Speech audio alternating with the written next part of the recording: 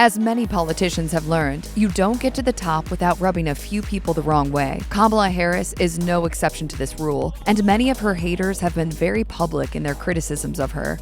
We'll start with Kimberly Guilfoyle. As some may know, the drama between Guilfoyle and Harris dates way back to the early aughts. At the time, Guilfoyle was married to Gavin Newsom, who has since said she and Harris were close during that period. However, that may not be super accurate. After all, in 2003, Guilfoyle accused Harris of standing in her way of a job at the San Francisco DA's office. In a scathing interview with SFGate, Guilfoyle claimed that when Harris learned of her job application, the now presidential hopeful called her to say there was no budget for her. When Guilfoyle followed up with her own connections in the DA's office, however, they refuted that. Guilfoyle told SFGate, quote, "The bottom line is she didn't want me there." As for Harris, she countered that, telling the outlet she'd never said anything of the sort and would have been happy to hire Guilfoyle. She also said she didn't understand where Guilfoyle was coming from, as they'd spent time together since the calls were made, and that she'd love to work with her. Whatever really went down between Harris and Guilfoyle, the tensions have continued. More recently, in a very heated appearance on Triggered with Donald Trump Jr., Guilfoyle went as far as claiming Harris didn't deserve her professional accolades, and that she was only named as the Democrat candidate.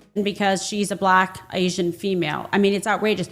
Of course, Kimberly Guilfoyle isn't the only conservative and Fox News-related persona Kamala Harris has been critiqued by. Taking to X, then known as Twitter, in 2019, Tomi Lahren complained, "Kamala, did you fight for ideals or did you sleep your way to the top with Willie Brown?" A few years later, Megyn Kelly echoed this sentiment in an X post of her own, slamming those who criticized the idea as sexist. She also wrote that their relationship was, quote, "evidence of an unqualified political aspirant getting ahead based on something other than merit." For what it's worth, Brown actually wrote about the matter in a piece for the San Francisco Chronicle. In his article, he didn't deny giving Harris promotions. However, he also pointed out that he'd done the same for countless other rising stars who he didn't have romantic relationships with. What's more, he joked that Harris had warned him not to jaywalk while she was DA, and she'd have no qualms about indicting him.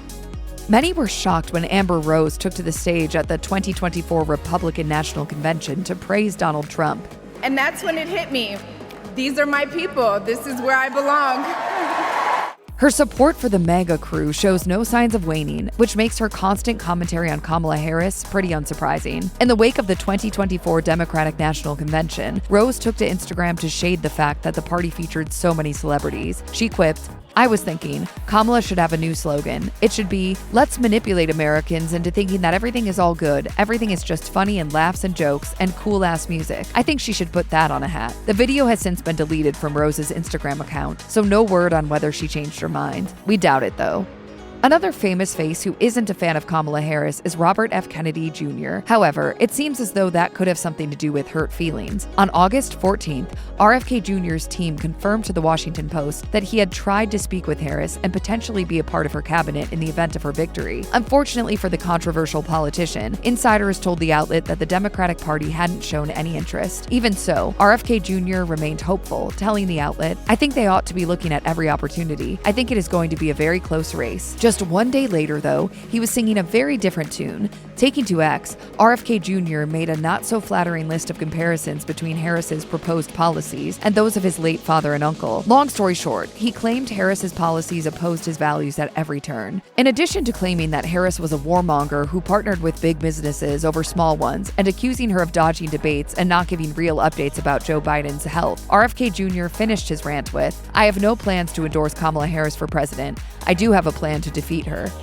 Possibly the least surprising person on a list of people who dislike Kamala Harris is her opponent, Donald Trump. But let's just say that what Trump really thinks of Harris has been a little inconsistent over the years. One of the standout comments from Trump's August Pennsylvania rally was his prediction that life under Harris would be bleak. He claimed, "Her radical liberal agenda ruined San Francisco. It ruined California when she was the Attorney General." This, despite the fact that Congressman Jared Moskowitz had previously taken to X to post a copy of a check made out by Donald Trump to re-elect Harris as the Attorney General in 2011. Bit of a head-scratcher there. Of course, no mention of Trump would be complete without factoring in his personal jibes. In Pennsylvania, Trump couldn't resist poking fun at Harris's laugh. He quipped, "Have you heard her laugh? That is the laugh of a crazy person. It's the laugh of a lunatic." At least he's been consistent on that front. After all, Trump's brutal nickname for Harris is Laughin' Kamala Harris, despite the fact that he's called her as attractive as Melania. I saw a picture of her on Time magazine today.